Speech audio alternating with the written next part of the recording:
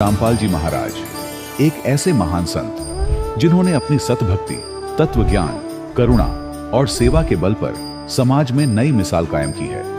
संत रामपाल जी महाराज की अगुवाई में उनके सभी सतलोक आश्रमों से समाज कल्याण के अद्भुत कार्यों ने समाज को सुनहरे भविष्य की एक नई उम्मीद दिखाई है।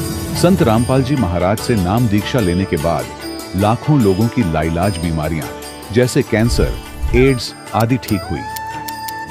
संत जी के ज्ञान से प्रेरित होकर उनके अनुयायियों ने लाखों यूनिट रक्तदान किया। संत जी ने लाखों बहन बेटियों का दहेज मुक्त विवाह करवाया।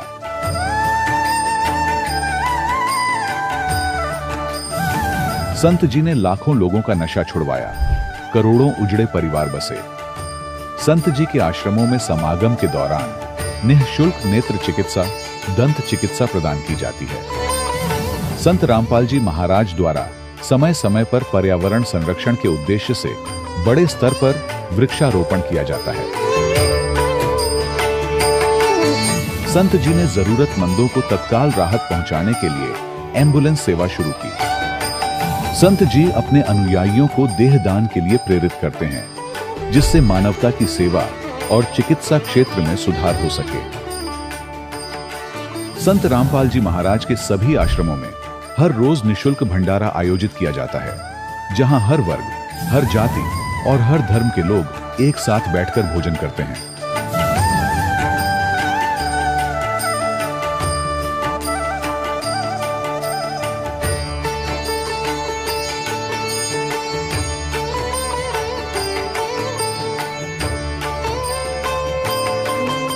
संत रामपाल जी महाराज की अन्नपूर्णा मुहिम ने गरीब और बेसहारा लोगों के जीवन में एक नई ऊर्जा और उम्मीद को जन्म दिया है। घर घर खाद्य सामग्री और जरूरी मदद पहुंचाकर संत रामपाल जी महाराज ने लोगों को दुख और मजबूरी से लड़ने की ताकत प्रदान की है।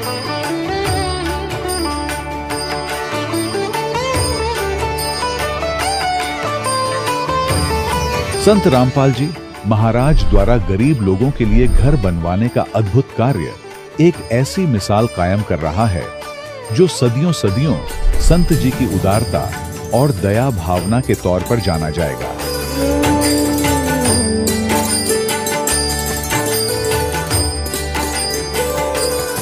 संत रामपाल जी महाराज के आश्रम में हजारों बुजुर्गों को सम्मान और प्यार के साथ जीवन जीने का अवसर मिलता है। उनके खाने, रहने और स्वास्थ्य की पूरी जिम्मेदारी संत रामपाल जी महाराज उठाते हैं। अनाथ बच्चों के लिए संत रामपाल जी महाराज के सभी आश्रम किसी वरदान से कम नहीं। यहाँ उन्हें शिक्षा, संस्कार और भविष्य के लिए बेहतर अवसर प्रदान किए जाते हैं। चाहे बाढ़ हो, भूकंप या महामारी, संत रामपाल जी महाराज और उनके अनुयायी हमेशा ही जरूरतमंदों के लिए सबसे आगे खड़े रहते हैं। कोविड महामारी के दौरान संत रामपाल जी महाराज के आश्रमों से करोड़ों लोगों के लिए भोजन, दवाइयां और जीवन रक्षक सामग्रियां उपलब्ध कराई गई। चाहे गरीब की मदद हो या किसी शोषित और पीड़ित वर्ग के हक और सम्मान की लड़ाई, संत रामपाल जी महाराज ने हमेशा ही उनकी दबी आवाज को सरकारों तक पहुंचाया है और उन्हें उचित न्याय दिलवाने में अहम भूमिका अदा की है। समाज में आध्यात्मिक और सामाजिक मूल्यों के प्रति जागरूकता लाने में संत रामपाल जी महाराज हर कदम पर मानवता के सच्चे सेवक साबित हुए हैं। संत रामपाल जी महाराज का जीवन हमें सिखाता है कि सच्ची सेवा वही है जो निस्वार्थ भाव से की जाए। आइए हम भी इस महान सेवा के कार्य में इस महान संत से जुड़ें और संत रामपाल जी महाराज से नाम दीक्षा लेकर अपने जीवन को धन्य बनाएं।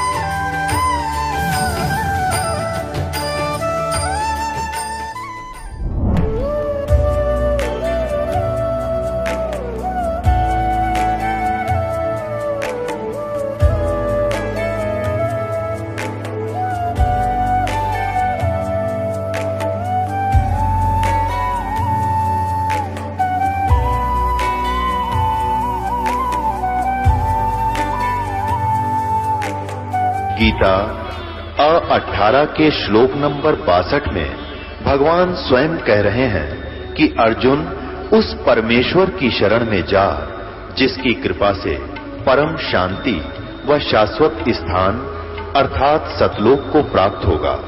वो परमेश्वर कौन है, कहां है, कैसा है, जानने के लिए कृपया अवश्य सुनिए जगत गुरु तत्वदर्शी संत रामपाल जी महाराज के अमृत वचन। सत साहिब दर्शकों, वेदों और शास्त्रों में यह प्रमाण है कि पूर्ण परमात्मा मनुष्य के समस्त पाप कर्मों के दंड को मिटाकर उसे सुखमय जीवन प्रदान करते हैं। ऐसी ही कहानी हम आज आपके सामने लेकर आए हैं द्रौपदी जी की, जो अलवर राजस्थान की रहने वाली है। ये थायराइड जैसी गंभीर बीमारी से जूझ रही थी और जीवन के ऐसे कठिन दौर से गुजर रही थी जहां जीने की कोई चाह शेष नहीं रह गई थी। इनका कहना है कि इन्होंने संत रामपाल जी महाराज से नाम दीक्षा ग्रहण की और इसके बाद इनकी सारी बीमारियां दूर हो गईं। आखिर ऐसा कैसे संभव हुआ कि द्रौपदी जी को अनोखे लाभ मिलने शुरू हो गए? आइए अब उन्हीं से जानते हैं उनकी कहानी, उन्हीं की जुबानी। नमस्कार जी। सत साहिब सर। क्या नाम है आपका? द्रौपदी। आप कहाँ से आए हैं?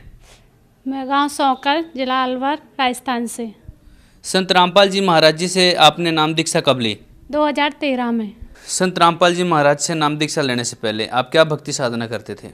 मैं सतगुरु रामपाल जी महाराज से उपदेश लेने से पहले मेरे मम्मी पापा भक्ति साधना करते, तो मैं नॉर्मली जैसे कोई व्रत वगैरह शिव जी का या विष्णु जी का ये सभी करती थी। मैंने कोई गुरु नहीं बना रखा था उससे पहले। यह सब भक्ति साधना करने से आपको क्या लाभ प्राप्त हुए? उस टाइम सर हम ये नहीं जानते थे कि लाभ क्या होता है। हम इसलिए करते थे कि हाँ और भी कर रहे हैं तो हम भी कर लें, लेकिन ये भक्ति करते हुए भी बहुत सारी परेशानी हो रही थी हमें। मेरी मम्मी जी भी गुरु मित्र राम रहीम से, जो डेरा सच्चा सौदा चलाते हैं, उनसे नाम उपदेश ले रखा था उन्होंने, लेकिन हमें कोई भी लाभ नहीं हो रहा था। हमारे घर में बहुत सारी प्रॉब्लम भी चल रही थी, बहुत सारी हानि हो रही, जैसे कि सबसे बड़ी प्रॉब्लम तो यही थी कि घर में गृह कलेश ज़्यादा रहता था, उसके कारण हम भी डिस्टर्ब रहते थे, हमारी पढ़ाई में भी लॉस होता था। तो बहुत ज़्यादा ये गृह कलेश ही हमारी मेन प्रॉब्लम थी उस टाइम। बहन जी, संत रामपाल जी महाराज के शरण में फिर कैसे आए आप? हम सतगुरु रामपाल जी महाराज की शरण में ज्ञान गंगा पुस्तक के माध्यम से आए। जो मेरे भैया थे वो मथुरा गए थे, उनको ज्ञान गंगा पुस्तक मिली थी, उनने पापा को ला कर दी, पापा ने पढ़ी वो पुस्तक। उस पुस्तक को पढ़ने के बाद मेरे पापा मम्मी को समझाते थे कि इसमें जो नाम लिए हुए हैं ये नानक जी को दिए हैं, कबीर साहब ही पूर्ण परमात्मा हैं। तो ऐसे ऐसे करके मेरे पापा जी को 6 महीने हो गए थे और सत्संग भी उस पीरियड में हम देखने लग गए थे। तो उस टाइम 3 घंटे का सत्संग आता था परम गुरु जी का, तो हम उस टाइम देखते थे। और उसके बाद 6 महीने के बाद मेरे पापा जी ने 2012 में नाम उपदेश लिया था, मम्मी पापा ने। उसके बाद 2013 में मैंने नाम उपदेश लिया था। संत रामपाल जी महाराज जी से नाम दीक्षा लेने के बाद क्या लाभ प्राप्त हुए? सर, सतगुरु रामपाल जी महाराज से नाम उपदेश लेने के बाद हमें ढेरों लाभ हुए, बहुत सारे लाभ हुए। मैं आपको गिना नहीं सकती इतने लाभ हुए, लेकिन मैं आपको मेन लाभ बताऊंगी कि सतगुरु रामपाल जी महाराज से नाम उपदेश लेने से सबसे बड़ा लाभ तो मुझे ये हुआ कि जो परमात्मा कौन है इस चीज़ की जानकारी हुई, आध्यात्मिक ज्ञान हुआ। उसके बाद हमारी जो घर में गृह कलेश रहते तो बहुत ज़्यादा नौबत इतनी आ जाती थी कि किसी को मार दो या मर जाओ, इतनी प्रॉब्लम रहती थी। हम पहले रहते थे, उससे बहुत ही एक नरक की ज़िंदगी आप कह सकते हैं, ऐसी नरक की ज़िंदगी जीते थे हम। लेकिन परमात्मा रामपाल जी महाराज से उपदेश लेने के बाद वो गृह कलेश समाप्त हुआ। दूसरी मेरी दादी थी जो तम्बाकू पीती थी, तो सतगुरु रामपाल जी महाराज से उन्हें उपदेश नहीं लिया था, उससे पहले ही वो तम्बाकू सेवन बंद कर दिया था सिर्फ सत्संग सुनने से। उसके बाद मेरा छोटा भाई है, उसके पेट दर्द होता था बहुत ज़्यादा, तो उसने जब नाम उपदेश लिया तो उसका पेट दर्द भी ख़त्म हो गया। और सर, मुझे भी 2013 की बात है, जब मैं 12वीं में पढ़ती थी उस टाइम मेरे को थायराइड हो गया था। ये एक्चुअल मैं उस टाइम क्लास में ही थी, तो मेरी मैम ने बताया था उस टाइम कि आपको थायराइड हो सकता है। तो हमने उस चीज़ का चेकअप कराया खेड़ली में ही, लेकिन खेड़ली में डॉक्टर ने बोला कि आप इसे जयपुर ले जाइए। मेरे भाई था और हम दोनों थे, तो उन्होंने कहा था कि आप जयपुर में जाइए, जयपुर में आप इसका ट्रीटमेंट कराइए। हम जयपुर गए। जयपुर में जाने के बाद मासेकंड वो SMS हॉस्पिटल है, उसमें डॉक्टर मिश्रा बैठते हैं, तो उनसे हमने अपॉइंटमेंट लिया, उनसे कई बार हमने चेक कराया। उसके बाद मेरा थायराइड निकला, तो डॉक्टर ने ये बोला था, इस प्रक्रिया में करीबन 4-5 महीने लग गए थे, क्योंकि हमें जब वो बोलते थे तभी हमें जाना पड़ता था जयपुर, और 1-2 दिन भी लग जाता था वहाँ पर। तो उसके बाद डॉक्टर ने बोला था कि उस इतनी बड़ी शीशी थी, उसमें कम से कम 150 गोली थी। उन्होंने कहा था कि आपको ये सुबह गोली लेनी है, और वो भी भूखे पेट, या तो ये ज़िंदगी भर लीजिए, नहीं तो ऑपरेशन कराना है। मैं हॉस्पिटल के नाम से बहुत दूर भागती थी, तो इसलिए तब तक मेरे पापा और मम्मी ने नाम उपदेश ले लिया था 2012 में, और ये प्रॉब्लम मुझे 2013 में हुई। तो उसके बाद मैंने गुरुजी सतगुरु रामपाल जी महाराज से नाम उपदेश लिया। नाम उपदेश लेने के बाद मैंने सतगुरु रामपाल जी महाराज से जो नाम उपदेश दिया और उन्होंने मैंने भक्ति की, उसके बाद मुझे थायराइड की प्रॉब्लम नहीं हुई, और परमात्मा की कृपा से अब मेरे थायराइड भी नहीं है। बहुत सारे ऐसे परमात्मा ने हमें हर जगह बहुत सारे लाभ हुए। सबसे बड़ी बात तो मैं ये कहूँगी कि मुझे सबसे ज़्यादा लाभ, जो हम ये कहते थे कि परमात्मा कौन है, मैंने बहुत सारे से सुना था कि सभी कहते, चाहे वो हिंदू धर्म हो, मुस्लिम, सिख, ईसाई कोई भी हो, चाहे हमारे बड़े बुजुर्ग हो, वो कहते कि सबका मालिक एक है, परमात्मा एक है, लेकिन ये नहीं बताते कि परमात्मा है कौन, उस परमात्मा भक्ति किसकी करनी चाहिए। कहते तो थे कि परमात्मा एक है, हम भी पूछते थे परमात्मा है कौन, लेकिन वो कहते हैं हाँ परमात्मा सबका एक है। लेकिन सतगुरु रामपाल जी महाराज की शरण में आने के बाद हमको ये पता चला कि परमात्मा वो कबीर साहब है, वो कबीर देव है, जो सबके बारे में कहते हैं कि वो परमात्मा एक है। दूसरी बात तो सर की मेरी मम्मी के भी जुकाम थी, जो शुरू से ही थी, आप ये कह लीजिए, और लेकिन वो कभी बहुत सारी उनको भी दवाई गोलियां दवाई बहुत जगह दिखाया भी था, लेकिन वो जुकाम नहीं जा रही थी। डॉक्टरों ने कह दिया था कि इन्हें ज़िंदगी भर रहेगी और एलर्जी है इन्हें, अगर कोई भी काम करना है, मान लो आपको आटा भी गूंथना है तो वो भी मुंह पे दुपट्टा लगाकर करना पड़ेगा। लेकिन सतगुरु रामपाल जी महाराज से नाम उपदेश लेने के बाद, सिर्फ हमने नाम उपदेश ही लिया, तो उसके बाद ही परमात्मा ने इतनी दया करी कि वो जो मम्मी के जुकाम थी वो सारी ख़त्म हो गई, और आज परमात्मा ने इतनी दया कर रखी है कि उन्हें कोई जुकाम नहीं था और वो आसानी से सारा काम कर लेती हैं, अगर हम सद्भक्ति करते हैं। क्योंकि हमारे सदग्रंथों में प्रमाण है इस चीज़ का कि परमात्मा घोर पाप को भी काट देता है। अगर पूर्ण संत, जो तत्वदर्शी संत है, जो गीता जी में कहा गया है कि जो उल्टा लटका हुआ संसार रूपी वृक्ष है उसे बता देगा, वो तत्वदर्शी संत होगा। अगर उससे नाम उपदेश लेने के बाद अगर तुम भक्ति करते हो तो पूर्ण लाभ देता है, चाहे कैसी भयंकर बीमारी हो उस बीमारी को भी काट देता है। तो हमने सतगुरु रामपाल जी महाराज से नाम उपदेश लिया, उसके बाद मेरी ये थायराइड की बीमारी सारी चली गई। और वो जो ज्ञान देते हैं सतगुरु रामपाल जी महाराज, जो नाम उपदेश देते हैं, वो हमारे सदग्रंथों के आधार पर देते हैं। जो जिस तरह मैं आपको एक उदाहरण दे सकती हूँ, जो हमारे रामपाल जी महाराज जी बताते हैं कि जिस तरह एक आम आदमी कहे कि यहाँ से सड़क बन जाए, लेकिन वो नहीं बनेगी, अगर वही बात को हमारे पीएम कहे, प्रधानमंत्री कहे, तो वो बात बन जाएगी, वहाँ से वो सड़क बन जाएगी। यानी कि वो आदमी बोल रहा था, एक आम इंसान कह लीजिए आप उसे, वो बोल रहा था, उसके वचन में वो पावर नहीं थी, लेकिन पीएम के वचन में वो पावर है। इसी तरह सतगुरु रामपाल जी महाराज जो वचन है उनके में वो पावर है, जिससे हमारी जितने भी दुख बीमारी है, चाहे वो कैसा भयंकर से भयंकर हो, चाहे टीबी कैंसर कैसी भी हो, उसको सिर्फ नाम उपदेश लेने से, आशीर्वाद से ही वो इतने भयंकर रोग कट सकते हैं। और सबसे बड़ी सर मैं ये कहूँ कि मैंने 2013 में नाम उपदेश लिया था, 2013 के 2018 आज, लेकिन मैंने इस 4-5 साल के पीरियड में मैंने एक गोली किसी भी चीज़ की नहीं खाई, यहाँ तक कि बुखार जुकाम ये क्या चीज़ होती है, मुझे अभी तक इस चीज़ की एक गोली भी नहीं खाई। तो मुझे बहुत बड़े लाभ हुए सतगुरु रामपाल जी महाराज की शरण में आने के बाद। बहन जी, आज संत रामपाल जी महाराज के प्रति कैसी आस्था है? सर मैं इसमें ये कह सकती हूँ कि जो मेरी पहले आस्था थी, तब मैं सतगुरु रामपाल जी महाराज से जुड़ी थी, तो उस टाइम अपनी बीमारी और अपने जो घर में गृह क्लेश थे, तो मैं उस टाइम इस बात से जुड़ी थी कि हाँ परमात्मा सतगुरु रामपाल जी महाराज मेरी बीमारी है वो काट देंगे और मेरे घर में जो गृह क्लेश रहते हैं वो मिट जाएंगे। लेकिन उसके बाद धीरे धीरे हमें ज्ञान हुआ, और परमात्मा में जो हमारी आस्था पहले थी उससे मैं कह सकती हूँ कि हजारों गुना आस्था उसमें ज़्यादा बढ़ी है। वो स्वयं कबीर परमात्मा के अवतार हैं, वो धरती पर आए हुए हैं, वो पूर्ण ब्रह्म है। मैं इस बात को दावे के साथ कह सकती हूँ, क्योंकि जो परमात्मा 600 वर्ष पहले आए थे कबीर साहब, उन्होंने स्वयं को छुपा कर ज्ञान दिया था। उन्होंने हमेशा कबीर दास लगाकर ज्ञान बोला था, और आज 600 वर्ष के बाद स्वयं सदगुरु रामपाल जी महाराज के रूप में कबीर साहब आए हैं, वो पूर्ण परमात्मा है। और यहाँ पर मैं ये भी कहना चाहूँगी कि जो हमारे भारतवर्ष में अगर कोई बदलाव ला सकता है, जैसे कि आजकल बहुत ज़्यादा हम एजुकेटेड होते हुए भी दहेज प्रथा को बहुत ज़्यादा बढ़ावा दे रहे हैं, और नशा जितने भी हैं, बुराइयाँ बलात्कार वगैरह ये बहुत ज़्यादा बढ़ गए हैं।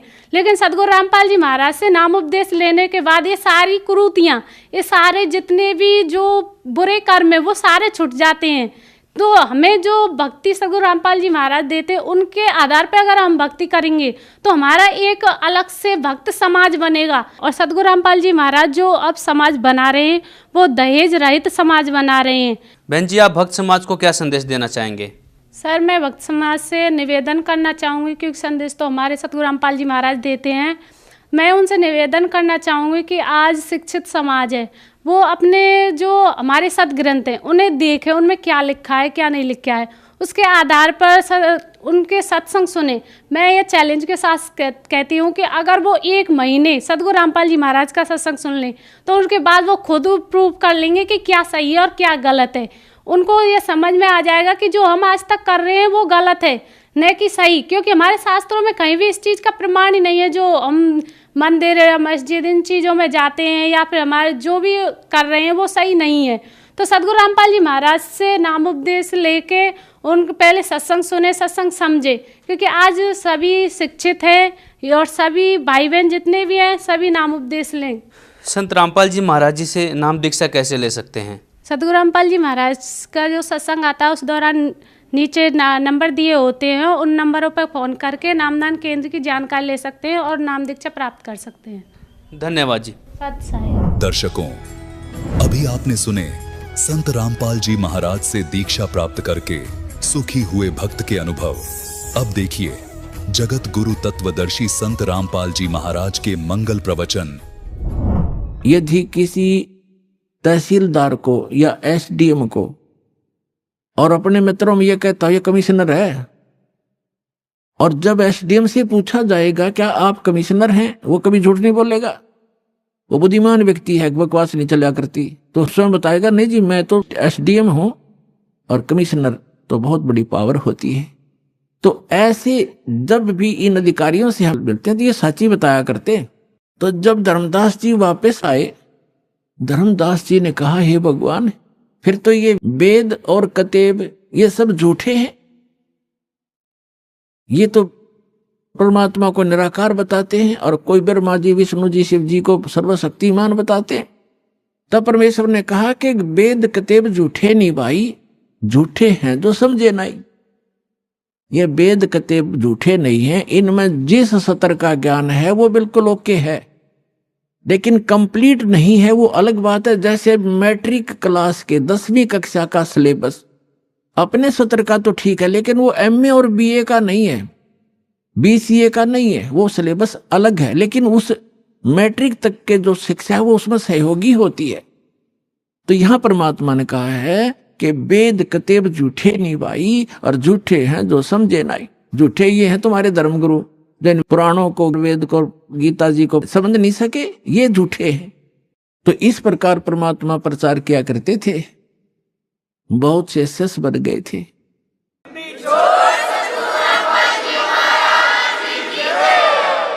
पुण्यात्मा, एक सम्मन नाम का एक मनियार था।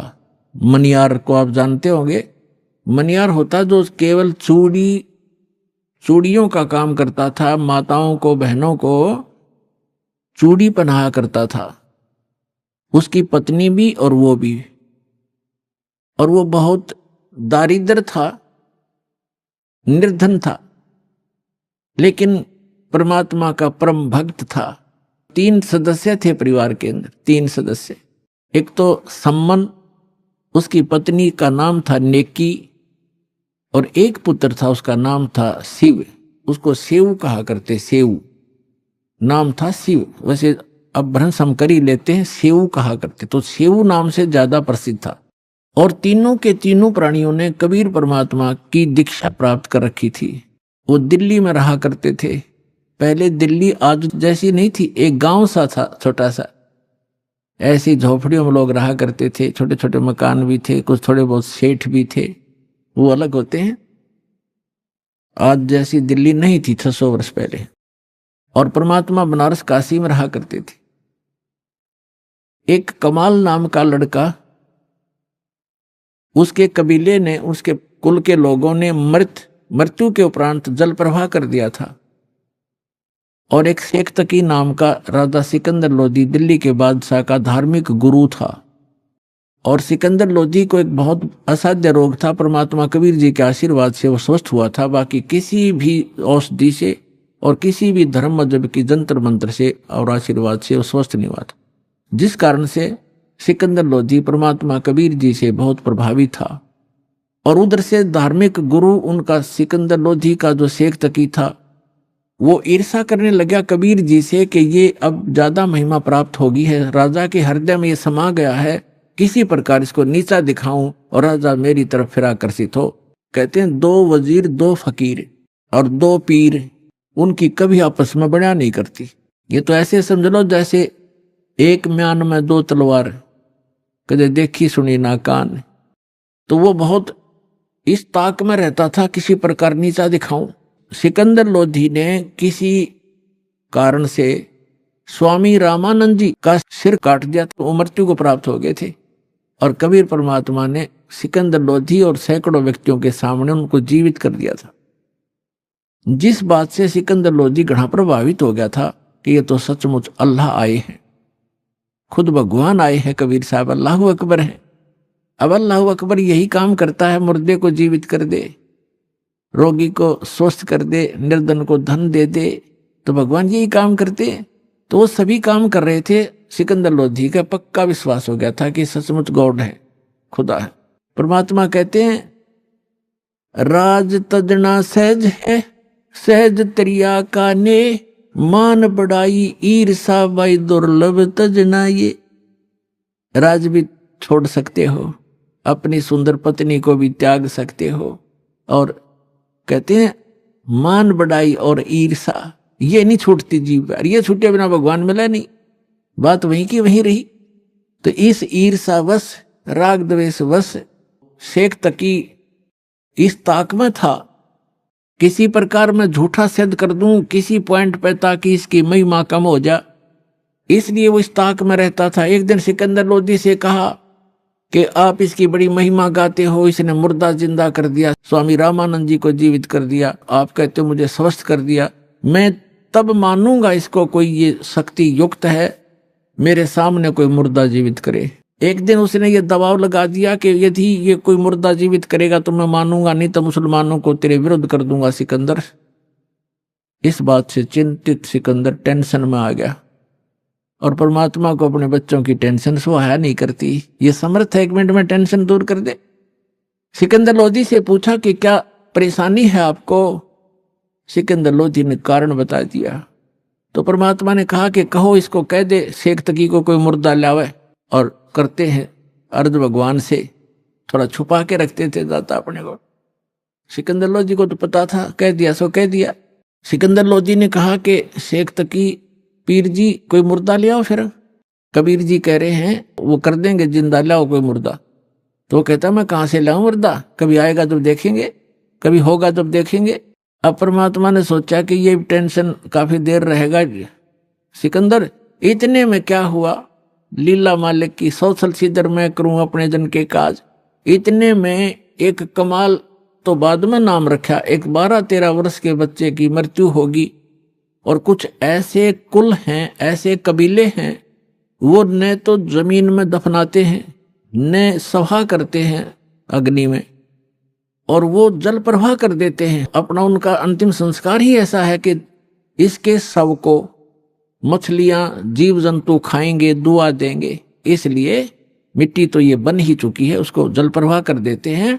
एक सुंदर फ्लोटिंग सा एक बेड़ा बनाते हैं, घास फूस का जो तैरता रहता है कुछ देर तक, फ्लोटिंग सा, उस पर लिटा देते और उसको जल प्रवाह कर देते। तो वो बहता हुआ आ रहा था, तो सबको पता चला कि मुर्दा आ गया, मुर्दा आ गया। दरिया के किनारे खड़े थे, सभी इत्तेफाक से वहीं खड़े हुए थे। सिकंदर लोधी, कबीर जी और हजारों की संख्या में सैनिक, अंगरक्षक, रसोइये, अन्य नौकर। तो परमात्मा ने कहा कि ले शेख तकी आ गया मुर्दा, पहले तू ट्राई कर ले, कदे बाद में नंबर बनावे, अगमा भी कर देता। तो सब ने कहा ठीक है शेख तकी जी, दो पहलवानों की जब पहचान होगी, जब दोनों कुश्ती करें, आप भी करो अपनी ट्राई। तो लगा फू फू करने, वो मुर्दा चला गया 2 फरलांग 600-700 गज आगे को 800 फुट आगे नीचे, यानी जिधर से पानी बहकर जा रहा था डाउन स्ट्रीम में चला गया। तब वो कहने लगा शेख तकी कि ये तो बहाना चाहता था, अपने से बला टाड़ने के लिए कबीर तो बहाना चाहता था। मुर्दे कभी जीवित हुआ करते, वो तो कयामत के समय जीवित करेगा अल्लाह। तब परमात्मा ने कहा, ऐसे संकेत किया दाता ने, जो बहता हुआ जा रहा था ना डाउन स्ट्रीम में, तो ऐसे मालिक ने ऐसे संकेत कर दिया, वो मुर्दा जो बहता हुआ जा रहा था डाउन स्ट्रीम में, अप स्ट्रीम में चल पड़ा, जिधर से पानी बहकर आ रहा था। जैसे इंजन वाली नौका चलती है अपोजिट साइड में, और वहां आकर के जहां भगवान खड़े थे वहां खड़ा हो गया। नीचे से जल बह रहा है और वो सब ऐसे ऊपर तैर रहा है। तब परमात्मा ने कहा कि हे आत्मा, जहां भी है कबीर हुक्म से इस सौ में प्रवेश कर और बाहर आ जा। इतना ही कहा था कि ऐसे ऐसे सारा शरीर कंपन हुई उस बच्चे में, और एकदम बैठा हुआ वो ऐसे खड़ा हो गया जल के अंदर, घुटनों पानी में, एकदम बाहर आया, आके प्रणाम किया, दंडोत प्रणाम किया परम पिता को। बोलो सतगुरुदेव।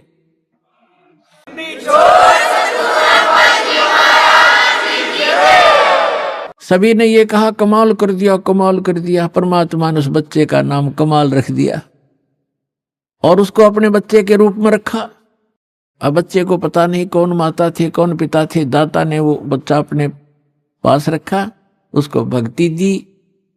अब क्या है कि कुछ दिनों के बाद परमात्मा के संग रहने से उस कमाल के अंदर अभिमान आ गया। राज तजना सहज है, सहज तरिया का ने, मान बढ़ाई ईर्षा ये दुर्लभ तजना ये। अब क्या है कि परमात्मा लीला करते हैं, वो कुछ एज्ड हो गए लीला में शरीर में, और वो कमाल नाम का बालक 17-18 साल का हो गया, युवा, भक्ति मिल गई, ज्ञान रोज सुनाई करता, अपने मुंह बोले भगवान और पिता के साथ। वो तो सबका पिता है कबीर साहब, ऐसे तो सबका ही पिता है, सबका जनक है, सबका पालक है। अब ये गलती हो जाती है हमारे से, 4 बातें सीख कर, जो ज्ञान सुनकर हम स्वयं वक्ता बनकर प्रभुता के पात्र बनना चाहते हैं, ये जीव की सबसे बड़ी भूल और दुर्भाग्य होता है। तो परमात्मा ने देखा यह संगत भी ज्ञान के अभाव से, किसी को से थोड़े से ज्ञान के वचन सुन लिए दास से प्राप्त, और वो ठीक सा बोलने लग गया, सब उसी की तरफ देखने लग जाते हैं, वाह वाह बहुत अच्छा बोलता है, खाक बोलता है बता। और फिर वही बात बिगड़ जाती है कि गुरु को तजय बजय सो आना ता पशुआ को फोकट ज्ञान। गुरु को छोड़कर अन्य पर आसक्त होते तो वो भी एक फोकट ज्ञान है उन लोगों का। जैसे हम भगवान को छोड़कर इस काल पर आसक्त हुए थे, आज ये दुख भोग रहे हैं। तो इस प्रकार हमने अपने पतिव्रता पद से भी नहीं गिरना है। ज्ञान भगवान का है, बोलने वाला किसी तरह बोल रहा है वो उसका ज्ञान नहीं है, तो उससे आकर्षित नहीं होना चाहिए हमने, नहीं तो फिर हम पतिव्रता पद से गिर जाते, नाम रहित हो जाते। तो कितना ही कोई वक्ता बना फिर जाओ, वो कर्महीन इंसान है, तो फिर उसमें महिमा की भूख बन जाती है। यही रोग लग गया कमाल का। बहुत से जो संगत वाले थे वो कहने लगे, वाह भाई कमाल, आप तो गुरुजी से भी बढ़िया सत्संग सुनाते हो कबीर साहब से। वो फूल गया, हवा तो किस समय भर दो या तुरंत भर जाती है। अब उसमें यह अभिमान हो गया, और फिर नो कहने लगे भी बड़ा सेवा करता है गुरुजी की, तेरे जैसी सेवा कोई नहीं कर सकता। एक दूसरी बीमारी यह होगी, तो परमात्मा तो अंतर्यामी थे, उसको पता था कि ये मरेगा, मूर्ख जहर खाने लग गया। अब संकेतों में समझा करते थे भगवान कि भाई अभिमान चाहे तो धन का हो जा, कोई दान गढ़ा करता है, दान का अभिमान हो गया, मैंने इतने पाठ करा दिए, मैंने ये बनवा दिया, फलान कर दिया। और चाहे कोई नू देखे बड़ा माला फेरा, सारा दिन मंत्र करता रहता, दूसरे उससे प्रभावित होंगे, उसकी प्रशंसा करने लग जाएंगे, वह भी भूल है आपकी, क्योंकि आपकी यह भी कमजोरी है। अब जैसे कोई एक लड्डू खा रहा है और दूसरा आदमी कह रहा देख 4 लड्डू खा गया, वाह भाई वाह बड़े लड्डू खा गए। अब उसके लड्डू खाने का आपको क्या मिला? आप भी प्रबंध करो 4 लड्डुओं का, जब तक बराबर हो। उसकी खाक प्रशंसा करे, वो भक्ति करे, तुम उसकी प्रशंसा करे, आप भी करो फिर तो ऐसे हम मार खाते। ये कमजोरियां हैं जो दास आपको बता रहा है, जो आपके भक्ति की गाड़ी में पंचर कर देंगी। इनसे बचना, इन कमजोरियों से बचना ही बचना है।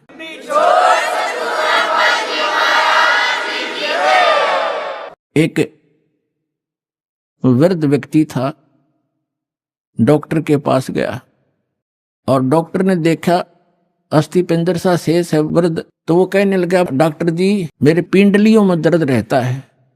डॉक्टर बोला जी कमजोरी के कारण है बाबा। तो कहने लगा जी मेरी ऐसे सांथलों में भी दर्द रहता है, सांथलों में। डॉक्टर बोला भाई कमजोरी है, कमजोरी वीकनेस। वृद्ध कहने लगा जी मेरे सिर में भी दर्द हो जाता है। डॉक्टर कहने लगा कमजोरी है। फिर उसने कहा वृद्ध ने कि मैं खड़ा होता हूं चक्कर आता है। तो डॉक्टर बोला बाबा कमजोरी है। अब वृद्ध ने गुस्सा आ गया, ने बोला तू डॉक्टर है गम चक्कर, एक के बाद जाने कमजोरी है कि मैं और भी बताओगा। तो डॉक्टर बोला यह भी कमजोरी के कारण है, आपने गुस्सा जो आया ये भी कमजोरी के लक्षण है। ये गुस्सा भी कमजोर आदमी को ही ज्यादा आता है। तो पुण्यात्माओं जो दास आपको बता रहा है ये भी कमजोरियां हैं, इनमें से कोई से भी हो वह भी कमजोरी ही है, वीकनेस से आपको यानी भक्ति मार्ग में बाधक है।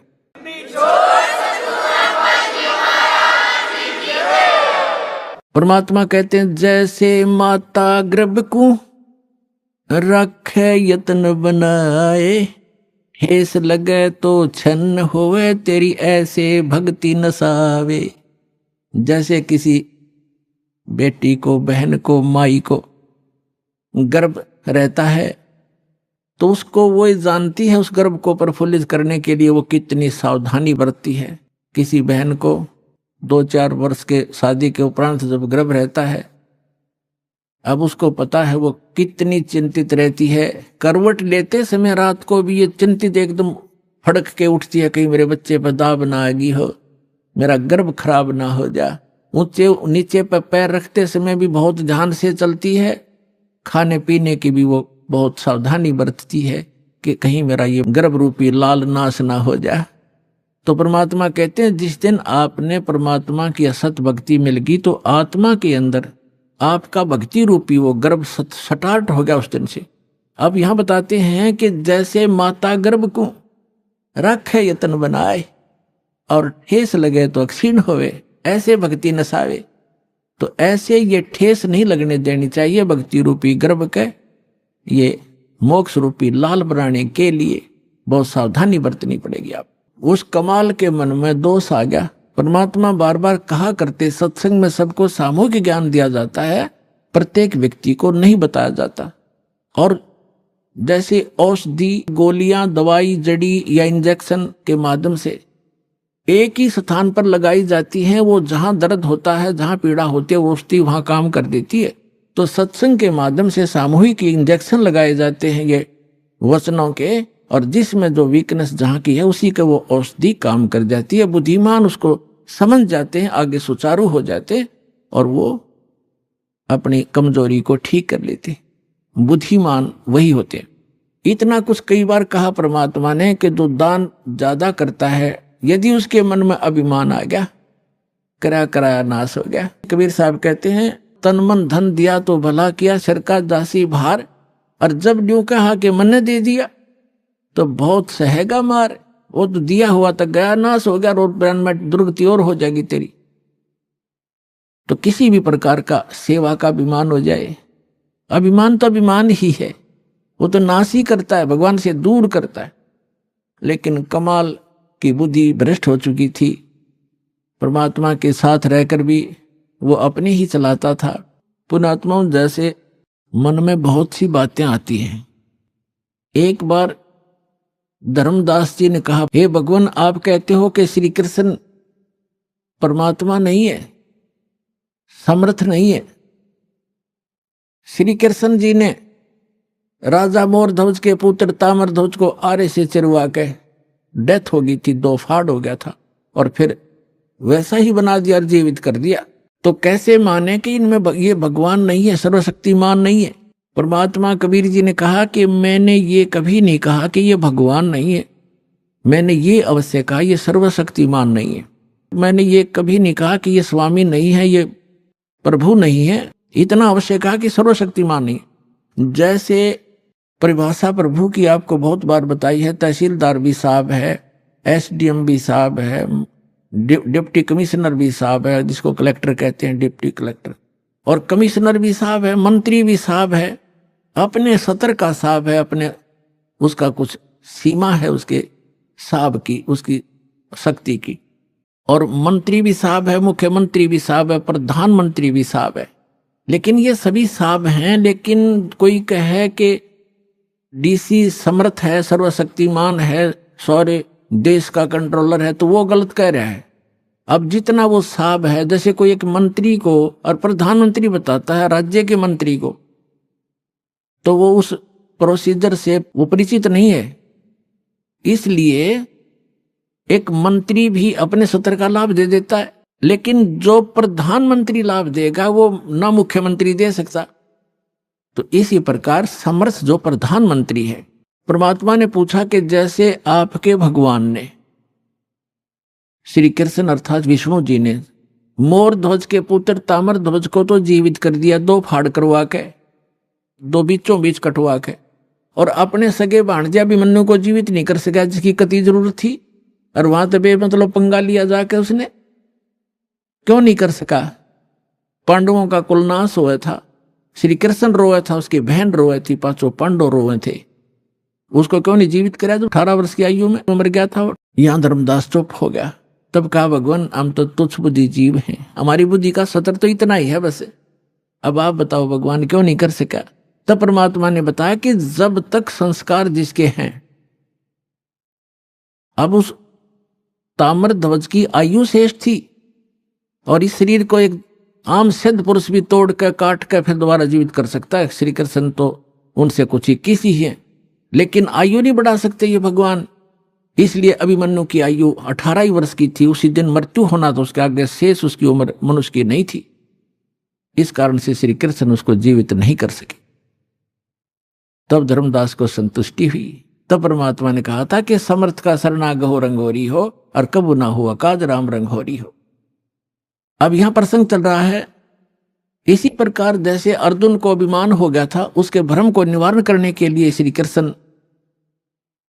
उसको मोर ध्वज राजा के घर लेकर गया था। अर्जुन को अभिमान हो गया था कि भगवान मेरे जैसा आपका आज्ञाकारी कोई और नहीं हो सकता, ऐसा सेवक नहीं हो सकता। अब श्री कृष्ण ने सोचा, अब इसको मैं कहूंगा तो ये काली मानेगा, रोज इकट्ठा रहना, फिर ये बात बिगड़ेगी। तो उसने कुछ दिन के बाद कहा कि चल अर्जुन, मुझे एक अवश्य कार्य है, और मोर ध्वज राजा अपने पुत्र को राज्याभिषेक कर रहा है, मुझे आमंत्रित किया है, आप भी चलोगे? अघोर जी, मैं तो आपका आज्ञाकारी शिष्य हूं, क्योंकि पांडवों का श्री कृष्ण धार्मिक गुरु भी थे। अब वहां जाकर क्या देखा कि मोर ध्वज, ताम्र ध्वज और उनकी एक पत्नी थी मोर ध्वज की। ये राज्याभिषेक करने के लिए अपने पुत्र को गद्दी पर बैठाकर स्वयं राज्य से संन्यास लेना चाहता था। उसने सब साधु संत महात्माओं को आमंत्रित किया हुआ था, बहुत बड़ा यज्ञ कर रहा था। तो उस यज्ञ के अंदर जो भी साधु संत जो खाने को मांगते हैं वो देना पड़ता है, नहीं तो उसकी यज्ञ खंडित मानी जाती थी। तो वहां जब जाकर बैठ गए, साधु रूप बना के 2 संतर साथ में माया से शेर बना लिया श्री कृष्ण जी ने, और तीनों बाग में जाकर बैठ गए। राजा को संदेशा भिजवाया कि एक संत आए हैं। तो राजा के नौकरों ने कहा, प्रभु भोजन का बताओ, भोजन पाओ। तो साधु रूप में श्री कृष्ण जी ने कहा कि राजा यहाँ आए, स्वयं आमंत्रित करे, तब हम भोजन करेंगे। संदेशा पाकर राजा, रानी और लड़का आरती की थाली लेकर आरती की, और फिर प्रार्थना की, भगवान भोजन की सुनाओ। कहा, हे महात्मा जी भोजन की सुनाओ। तब श्री कृष्ण जी ने कहा कि पहले हमारे शेर का आहार कराओ, फिर हम पीछे भोजन खाते हैं।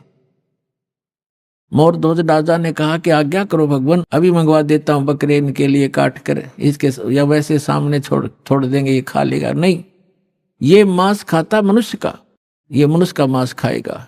मोरध्वज ने कहा जी जो आज्ञा आपकी। फिर कहा कि सुनो, कहीं किसी पल्लेदार न पकड़ लाओ, उसका मांस नहीं खाएगा, ये तुम्हारे घर के प्राणी का मांस खाएगा, तुम तीनों में से एक का। और उसकी विधि ऐसी है, उसको आरे से चीरना है, और चीरते समय आंखों में आंसू आ गए तो ये मांस शेर नहीं खाएगा, तुम्हारा यज्ञ खंड हो जाएगा। अब मोरध्वज ने कहा कि जो आज्ञा भगवान आपकी। तो कहा कि ठीक है। जब मोरध्वज ने कहा कि मैं फ्री हो चुका हूं, लड़का युवा हो गया है, बेटा तू राज संभालना, अपनी मां की सेवा करना, और मेरा काम पूरा हुआ और मैं महात्मा के शेर का आहार बनूंगा। रानी ने कहा कि देखो बात सुनो, आप मेरे पति हो, और पति भरता पत्नी से पहले पति की मृत्यु होना कलंक होता है, मैं आपसे पहले मरूंगी, आप मुझे आहार बनने दो। और उसने ये कह दिया था संत रूप में विराजमान श्री कृष्ण जी ने कि आज जो इस मेरे शेर का आहार बनेगा वो सीधा स्वर्ग जाएगा। तो उनकी होड़ लाएगी, कैसा बढ़िया दाव, शरीर तो ये जाना ही जाना है, और आज दाव लगे। तो रानी ने सोचा कि राजा ला गया नंबर होता है, ये तो हाथों हाथ स्वर्ग मिल रहा है, इससे गोल्डन चांस क्या होगा हे भगवान। क्योंकि पहले संतों के वचनों पर विश्वास किया करते थे, ये तब नकली संतों ने खो दिया, अविश्वास हो गया जनता में। उस समय ये था कि जो संत बोलता है वो फाइनल होता है, इसलिए रानी ने पंजे गाड़ दिए, अग नहीं आप नहीं, मुझे काट दो, मुझे शेर का आहार कर दो। और मन में ये थी कि मुझे स्वर्ग मिलेगा, इससे बढ़िया चांस क्या होगा, और मैं क्या संभालूंगी। बालक ने बाप यहाँ रहेगा तो इसको राजकाज में गाइड करता रहेगा, बच्चा दुखी ना होगा। इसलिए अब तीसरा नंबर था उसका। ताम्रध्वज ने सोचा कि अभी बात बिगड़गी, पर प्रथम था स्वर्ग प्राप्ति, और दूसरे मैंने माता पिता की सेवा क्या की है, इनको ये कट जाएंगे तो मेरा धर्म बिगड़ गया। इसलिए श्री कृष्ण जी से महात्मा से खड़े होकर कहा कि महात्मा जी इस दास को चीर दो, मुझे कटवा दो, मैं आपके शेर का आहार बनूंगा। माता पिता मैंने आपकी क्या सेवा की, मुझे पाप लगेगा। लास्ट में उन तीनों ने उस महात्मा को जो संत रूप में विराजमान श्री कृष्ण जी से कहा कि महात्मा जी आप ही फैसला कर दो हमारा, आप जिसको कहेंगे वही आपके हाजिर होगा। तो उसने क्या फैसला किया कि दोनों तुम पति पत्नी इस अपने पुत्र को आरे से चीरो, यहां से चीरना शुरू करना और नीचे तक 2 भाग कर दो। फाइनल फैसला हो गया, नो ऑब्जेक्शन। आरा ले आई, जैसे लकड़ी चीरने का होता, दोनों तरफ से पकड़ के ऐसे चीरते हैं। लड़का बैठा लिया नवा धोआ के, और ये कंडीशन थी कि आंखों में आंसू नहीं आने चाहिए। अब फिर जब वो चीरने लगे ना, बीचों बीच चीरना प्रारंभ कर दिया था, और चीरण में केक उठा लकड़ था, 5-4 मारे आर पार हो जाना था वो। तो उस समय श्री कृष्ण जी यानी महात्मा रूप में विराजमान ने कहा कि ऐसा करना, ये दायां जो हिस्सा है राइट साइड ही शेर खाएगा, बाएं को एक तरफ फेंक देना। अब लड़के की आंखों में आंसू आ गए, ताम्रध्वज की आंखों में आंसू आ गए, आंसू आ गए। और माता पिता ने जल्दी में चीर दिया, ज्यादा देर नहीं देखा जाएगा लड़का। यूं कहते ही वो आधा हिस्सा 2 भाग हो गया था। तो फिर श्री कृष्ण ने कहा कि भाई ये हमारा काम नहीं, इसकी आंखों में आंसू आ गया, इसका मोह ममता रहेगी कोई, ये रो रहा है लड़का। तो उस अभी तड़फ रहे शरीर से आवाज आई कि हे अंतर्यामी, आप तो महात्मा हो, अंतर्यामी हो, मैं इसलिए नहीं रो रहा था कि मुझे कोई ममता है, मैं इसलिए रो रहा हूं कि मेरा कोई लेफ्ट साइड का इतना गंदा होगा, मैं इतना पापी हूं कि मेरा पूरा शरीर भी आपके काम नहीं आ सका, इसलिए रो रहा हूं। तब खुश हो गए वो संत और खड़ा होकर के उसको आशीर्वाद दे दिया। बच्चा नो का नो जीवित हो गया। बोलो सतगुरुदेव।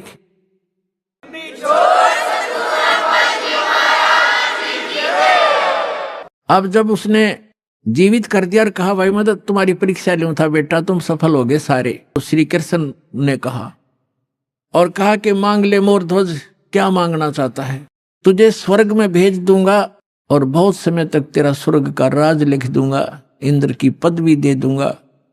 तब उस ज्ञानी मोरध्वज ने क्या मांगा कि मुझे भक्ति दे दो भगवान, इस राज ने के चाटूंगा तो काल छोड़ना पड़ेगा, वहां का भी छोड़ना पड़ेगा। तो जिस स्तर की भक्ति श्री कृष्ण दे सकता था वह मोर ध्वज को दे दी और लड़के को भी जीवित कर दिया। लेकिन जन्म मरण ना श्री कृष्ण का समाप्त, ना मोर ध्वज और ताम्र ध्वज का, ना उसकी पत्नी का समाप्त हो सकता। अब कहने का भाव ये है कि अर्जुन ये देखकर इकट्ठा हो गया ना, सुकड़ गया।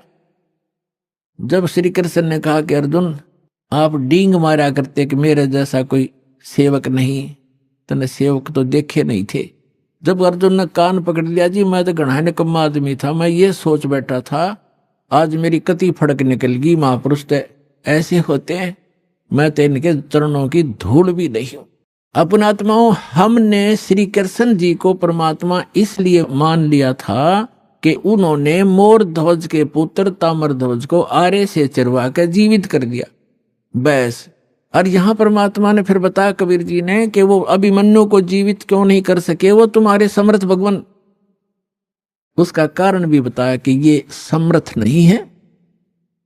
और ऐसी ऐसी तो बहुत से संत भी सिद्धियां रखते हैं जो मुर्दे को जीवित कर सकते हैं, लेकिन उनकी आयु नहीं बढ़ा सकते, किसी सूरत में नहीं बढ़ा सकते।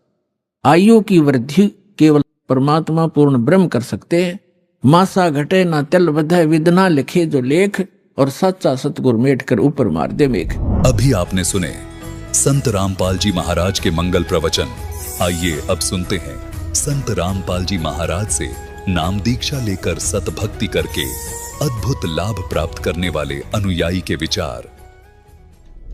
दर्शकों, जब से आत्मा परमात्मा से बिछड़ी है तब से ही इसे परमात्मा की तलाश है, और परमात्मा की तलाश करते करते अक्सर मनुष्य गलत गुरुओं के चक्रव्यूह में फंस जाता है।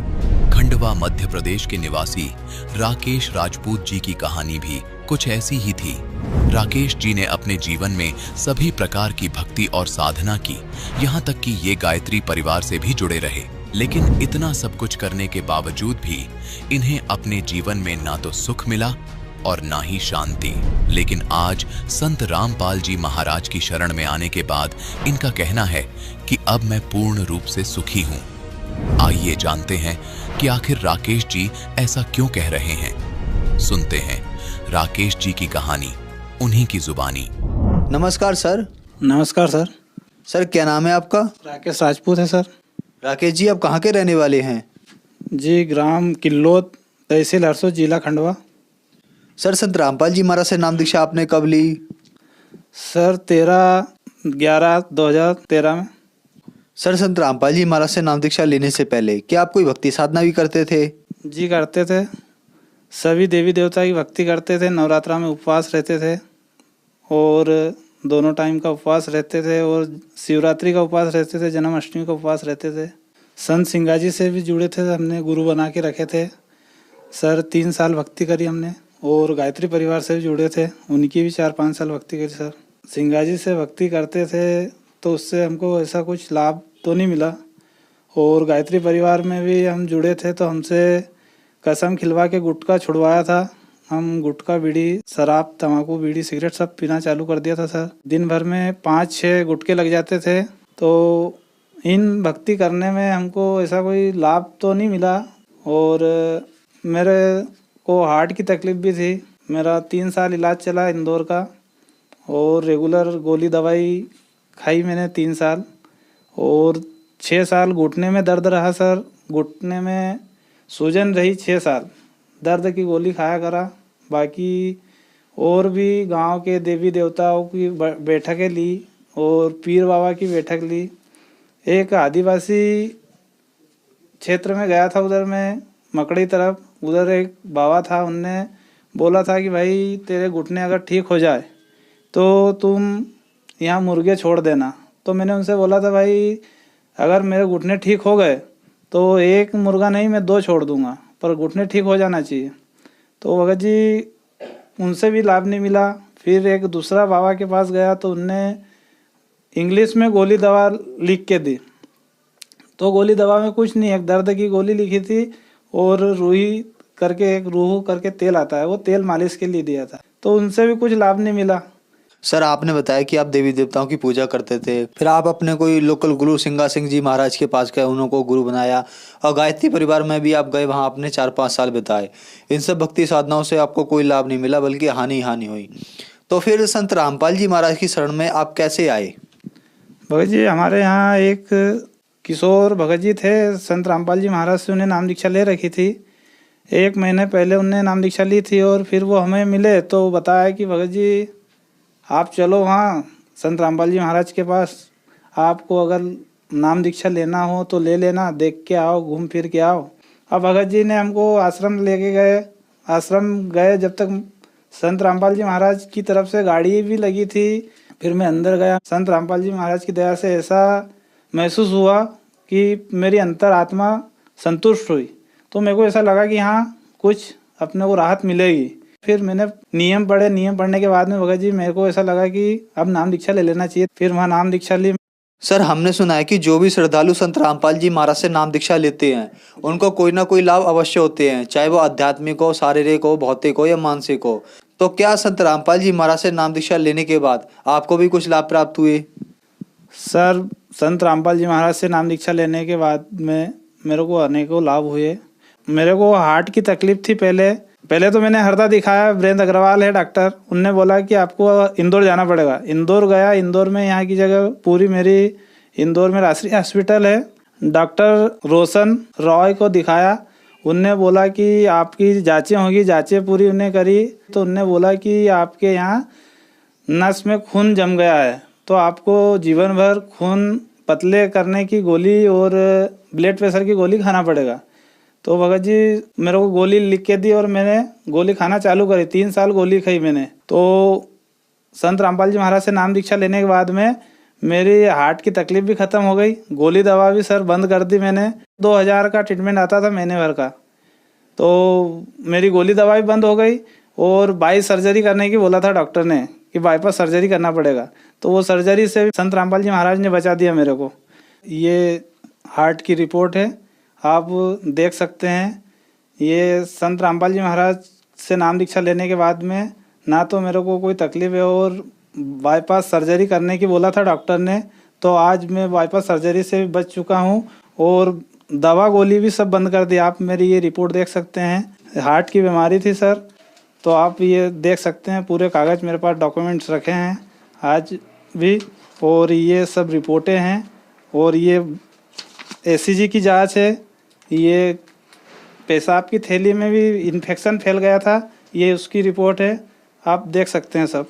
संत रामपाल जी महाराज की शरण में जाने से आज मैं बिल्कुल ठीक हूँ, ना तो कोई गोली दवाई खा रहा, ना कोई ऑपरेशन से भी बच गया हूँ आज मैं। और उसके बाद में घुटने में सूजन आ गई, चिकनगुनिया बुखार आया। बुखार आने के बाद में बुखार तो ठीक हो गया, पर वो घुटने में सूजन इतनी आ गई कि 6 साल घुटने में सूजन रही। सूजन रहने के बाद में मैं इंदौर वापस आया डॉक्टर के पास। डॉक्टर आनंद कुमार जिंसी वाले, उनने देखा, उनने बोला कि तुम्हारे घुटने में जॉइंट की जगह पे जो चिकनाई आती है वो ख़त्म हो गई, आपका ऑपरेशन करना पड़ेगा। तो ऑपरेशन करने की नौबत आई थी, तो मैंने संत रामपाल जी महाराज से अर्जी लगी कि मालिक आप जब मालिक ही हो तो फिर आप क्यों ना मेरे पेट ठीक कर दो। तो सर जी संत रामपाल जी महाराज से नाम दीक्षा ली और मेरे पैर ठीक हो गए। आज तक मैं ना तो हटेक की गोली खाता, बिगर ऑपरेशन के, बिगर कोई बाईपास सर्जरी करे हुए मैं अभी मालिक की दया से ठीक हूँ। आप देख सकते हैं ये एप्पल हॉस्पिटल का है, डॉक्टर आनंद कुमार जिंसी वाले का ये इलाज मैंने करवाया था और इसमें मेरा घुटने का ऑपरेशन की बोला था, घुटने का जॉइंट छूट गया था। ये देख सकते हैं आप, ये घुटने का जॉइंट खुला हुआ है।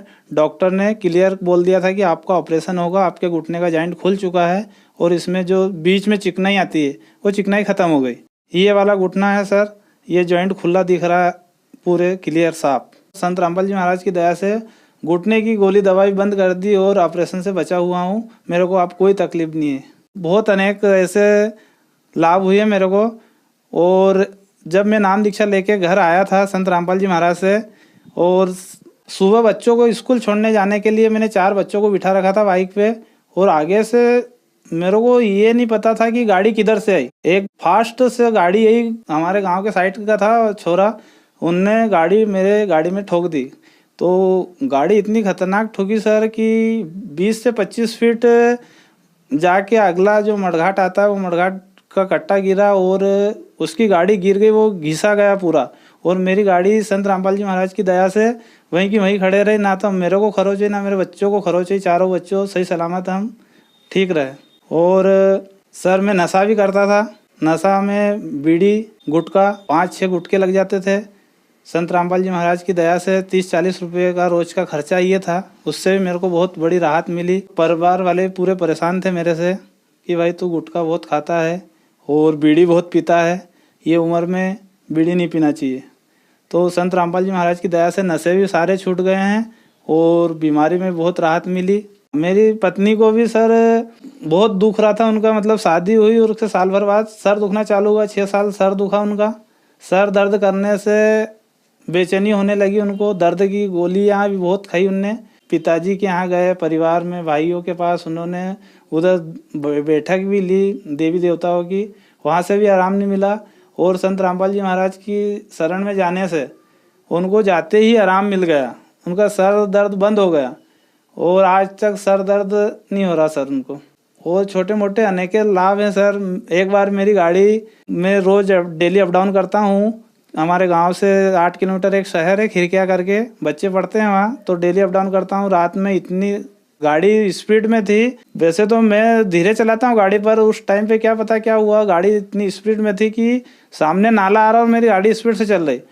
मालिक जाने, वो वहाँ पुलिया का काम चल रहा था, क्या हुआ एकदम से संत रामपाल जी महाराज ने मेरी गाड़ी घुमा दी, तो मैं गिरने से बच गया।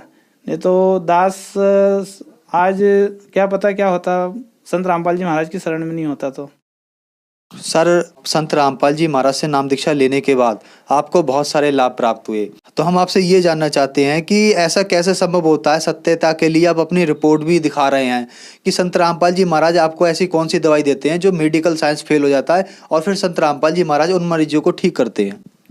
संत रामपाल जी महाराज कोई दवाई नहीं देते हैं, खाली वो शास्त्रों के अनुसार भक्ति बताते हैं और विधि बताते हैं देवी देवता की कैसी साधना करना। उसमें मंत्र दिया जाता है, मंत्र की ही भक्ति रहती है, साधना रहती है, उससे लाभ मिलते हैं। सर आपने बताया कि संत रामपाल जी महाराज से नाम दीक्षा ली और आप ठीक हो गए, तो हम आपसे ये कहना चाहेंगे कि जो लोग आज दुखी हैं और वो अस्पतालों में भर्ती हैं, जब संत रामपाल जी महाराज बगैर दवाई बगैर ऑपरेशन के ठीक कर रहे हैं, तो आज बहुत सारी दुनिया दुखी है, तब उन लोगों से अपील क्यों नहीं करते कि वो भी संत रामपाल जी महाराज से नाम दीक्षा लें।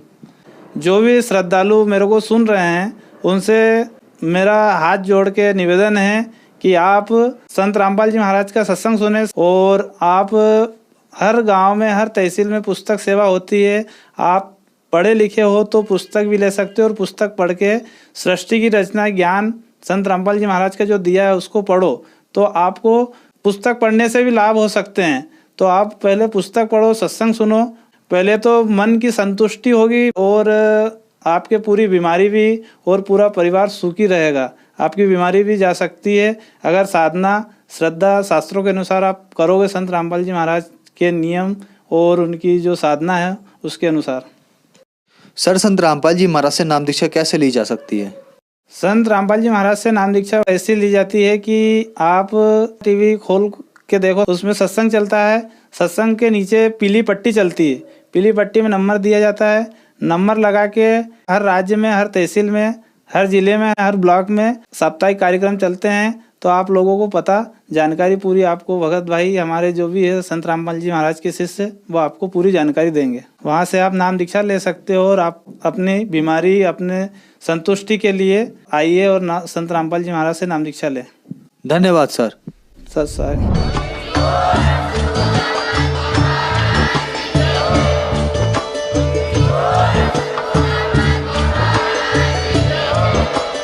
आप सुन रहे थे जगत गुरु तत्वदर्शी संत रामपाल जी महाराज जी के मंगल प्रवचन। अधिक जानकारी के लिए विजिट कीजिए हमारी वेबसाइट www.jagatgururampalji.org।